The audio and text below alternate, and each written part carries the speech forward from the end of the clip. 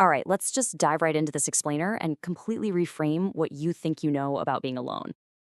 Most people think of solitude as this peaceful escape, right? Just a quiet little retreat from the relentless, chaotic noise of the modern world.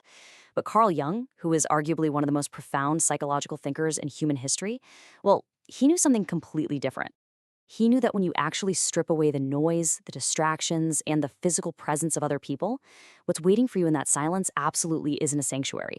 So, are you truly alone in the silence? It's kind of a chilling thought to kick off our descent into the human psyche today, because the stark reality Jung uncovered is that you're not actually alone in that room. You are being hunted, literally hunted, by the exact version of yourself that you have spent your entire life trying to ignore. Section 1. The Myth of Peaceful Solitude.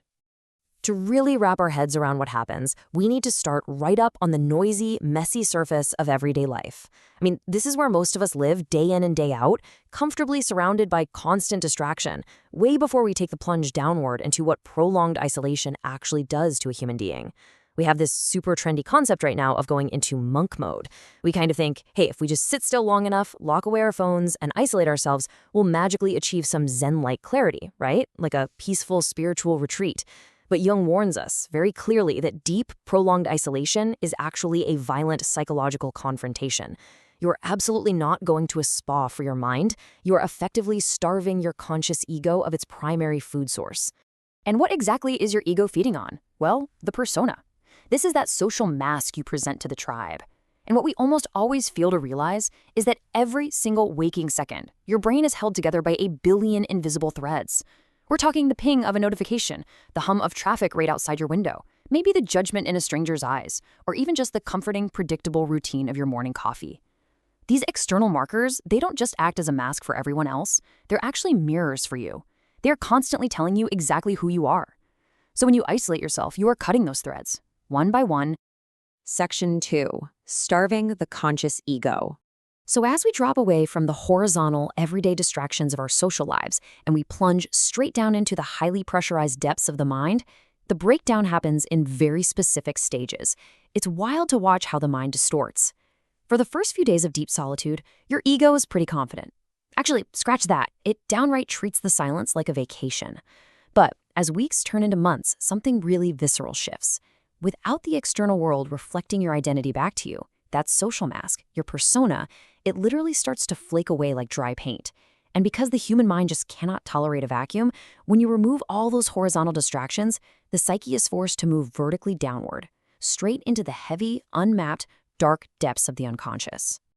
Here's the absolute crucial point. When your social mask completely dissolves, it leaves an empty stage. And stepping right out from the pitch-black corners of your psyche to take its place is the shadow. In Jungian psychology, your shadow is literally everything about yourself that you have deemed unacceptable. It's the repressed rages, the darkest desires, and all those deeply shameful memories you've spent years burying under productivity and polite little smiles. Section 3. Meeting your hidden shadow. Now we've reached a much darker depth in our explainer. This is the layer where all the things you've ignored for your entire life, they stop waiting politely and absolutely demand to be felt. Out in the noise of the city, surrounded by people, the shadow is incredibly easy to ignore. It is quite literally a whisper in a hurricane. But when you enter deep, prolonged silence, that whisper becomes a deafening roar. You begin to hear thoughts you vehemently did not want to think. You actually start to feel the presence of a second self, just standing right over your shoulder in the dark.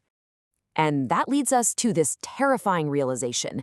You aren't going into the silence to find yourself. You're going into the silence to realize that the person you thought was you is actually a ghost. The thing that's been living inside your skin this whole time is a total stranger. And this stranger, it doesn't speak your language. It speaks in symbols, in raw terror, and in the sheer primal energy of the collective unconscious. You might think you're alone in a room, but you've actually just opened the door to a crowded theater where you're the only audience member, and the play being performed is the complete deconstruction of your own identity. Section 4. The Mirror of the Abyss. Okay, we are hitting the absolute ocean floor of the mind right here. This is that psychological threshold where the observer and the observed become exactly the same thing. And when you hit this ocean floor, time completely liquefies. I mean, without the markers of meetings or meals, a minute feels like a day, and a month feels like a heartbeat. But it goes way further than that. Jung famously documented his own descent in his legendary Red Book after his really traumatic break with Sigmund Freud. He didn't just see shadows down there, he encountered entities. He regularly spoke to a figure he named Philemon, this winged being with the horns of a bull. And Jung wasn't just hallucinating in some clinical sense. He genuinely believed he was experiencing the objective reality of the psyche. You basically stumble into the basement of the human race down there. You start feeling ancient rages and the collective prehistoric trauma of ancestors you never even knew you had. But this is exactly where I really need to warn you, because this brings us to the most dangerous point of no return: psychological inflation. Look, the payoff of the void is that you finally touch the infinite. You realize you're part of this massive cosmic tapestry spanning eons. But the lethal price tag is that your fragile little ego often tries to claim that massive divine power all for itself.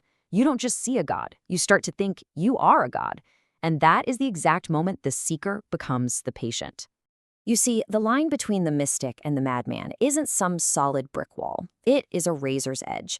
And most people don't even realize they've fallen off that edge until the ground is a mile above them. The true terror of the abyss isn't just that you'll see something scary.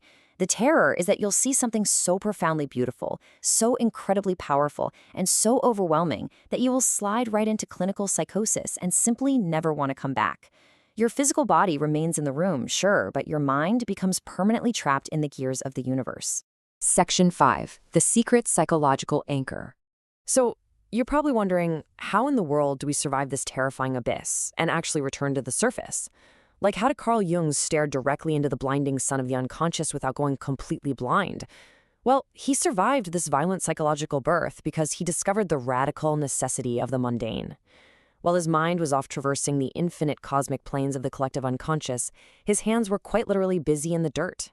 He maintained a rigorous clinical practice, he raised a family, and he spent years physically carving heavy stones and building a literal tower at Bollingen. He intentionally rooted himself in the physical world. And this brings us to the ultimate rescue mechanism. To touch the infinite without being consumed by it, you must have a tether to the finite. You absolutely cannot escape the madness of the mind by fighting it in the abstract. You escape it by anchoring yourself to reality, to mundane responsibility, and to the earth beneath your feet. Section 6. The Reward of Individuation. Now, thankfully, we begin our ascent back to the surface. You do come back up, but as a completely, utterly transformed individual. The resolution of this entire Jungian journey is what he called individuation. It is the lifelong process of becoming whole. Not perfect, but whole. The point of no return isn't a dead end at all. It's a transformation. You enter the silence as this fractured ego hiding behind a fake social mask. But if you do the hard work and maintain your anchor, you emerge unified. You no longer fear the shadow because you have looked it dead in the eye and actively invited it to sit at the table with you. The true payoff of enduring this kind of silence is the death of your false self. Your ego is no longer just some terrified passenger on a raft in a Category 5 hurricane. You become the architect of your own psyche. So when you inevitably return to the everyday world of noise, traffic, and endless notifications, you're no longer a slave to them. Because now you carry that deep silence within you like a hidden, heavily fortified sanctuary. You've seen the absolute heights of the divine, you've seen the terrifying depths of the infernal, and you have finally, truly found the center point. Which brings us to the very end of our explainer, and to this final, pretty provocative question. Knowing what is actually waiting for you in the dark, will you immediately retreat back into the comfortable noise of the crowd, allowing your social mask to calcify all over again? Or will you claim the fragile living responsibility of your true self, and finally earn the right to say, I am that I am? Use the framework we've explored today as your anchor, because the real meeting with yourself, well, it has only just begun.